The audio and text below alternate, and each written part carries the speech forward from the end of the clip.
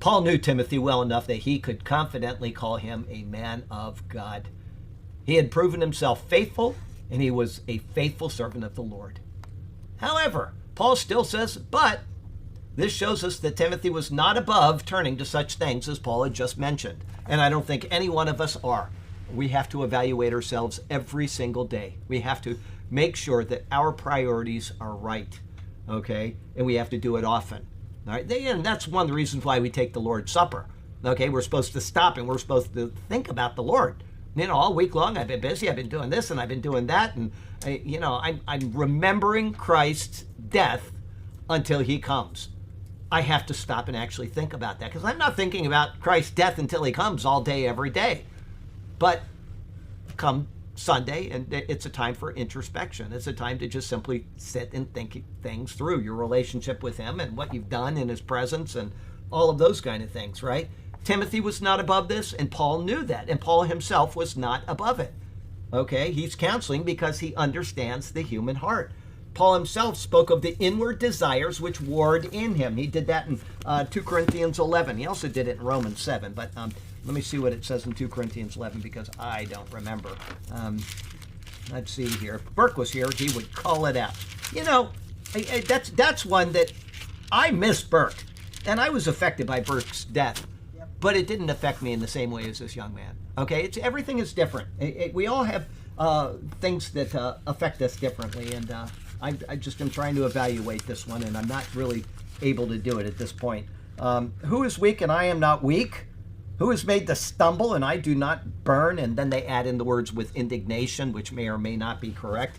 Anyway, Romans 7. Let me take you there and just read you what he says there, because he struggled. Paul was a guy that struggled. He said, this will take a minute to get through this, but it's great words. I find a law that evil is present with me. This is Paul writing. He's the apostle. He's seen Jesus. All right. He knows exactly what the score is. And yet he says, there's evil present with me, the one who wills to do good. He does. He wills to do good. This is Paul. And he's speaking in general about anybody.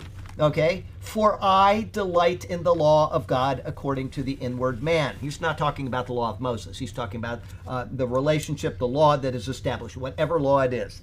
Think of Adam. He was given a law. All right? The law of God according to the inward man. But I see another law in my members, warring against the law of my mind, and bringing me into captivity to the law of sin, which is in my members. It could be sexual. It could be what we're talking about, money here. It could be power. It could be whatever. He's got this thing going on inside of him, and he's struggling with it. I've got this that I want to do. I've got this that is warring against me. He even explains it a little more back in verse 16 through 20. He's talking about, I want to do good, I can't do, he's back and forth. And then he says, "O wretched man that I am, who will deliver me from this body of death?" It's a body of death because we have law, and law brings about sin. Sin brings about death. Okay, I thank God through Jesus Christ our Lord. So then with the mind I serve the law of God, but with the flesh, the law of sin. He's in this body. He is beyond himself, but he understands that Christ has redeemed him from it. I thank God for Jesus Christ, my Lord. Okay. Paul struggled. He understood. He could not have written those words. Even if he was giving a general example for you and me, he could not have written those words unless he went through them as well. He would have no referent in order to give us those words, but he understood the situation. And so he's writing that he is prone to the same weaknesses that you and I are, and he's telling Timothy, you better watch out as well. Okay?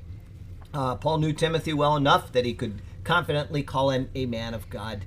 He had proven himself faithful, but, okay, there was nothing super spiritual about these men of God, and they were not above falling into temptation. Okay, too often, and I've seen this in sermons, I've seen it in Bible studies where people put these guys way up here on this pedestal and say, boy, I wish I was like these guys. Or you hear that kind of talking going on. They weren't. They were just like you and me. Exactly. The only difference is that they had seen Jesus, and so they're probably more guilty when they do fall. Look at Peter. I mean, look at Peter, who saw the Lord. He wasn't yet crucified, so we could give him a pass when he denied the Lord when Jesus was alive. I don't know him. He said it 3 times. You could almost give him a pass, right? But then he saw Jesus raised. He saw Jesus ascend into heaven. I mean, there's no doubt that Peter knew who Jesus was. And then what did he do in Galatia when the Judaizers came around? He withdrew from the brethren. That is a giant failure. That is a giant failure. There's no excuse for that. He had seen Jesus resurrected. He had seen Jesus ascend into heaven. I mean, that's a handful of people in human history have seen those things. He saw it and he failed. And Paul had to call him out on it. Okay, I'm not getting down on Peter. I'm saying that if Peter is susceptible, somebody that had seen the greatest thing ever to happen in all of human history, to witness it with his own eyes and then to fall, it means that you and I are not above falling. That's the point. Not picking on Peter. It's just the Bible recorded it so that we can see exactly how fallible you and I are.